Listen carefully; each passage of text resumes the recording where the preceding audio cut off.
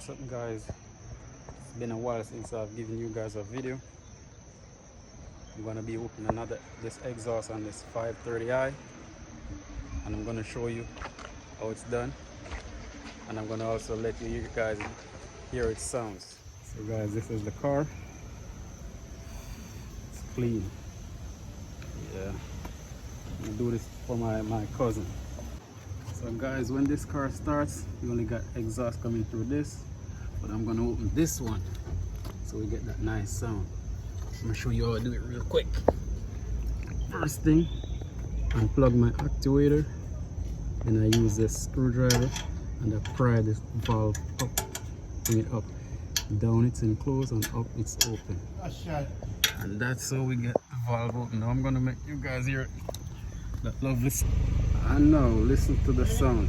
Yeah, rev it.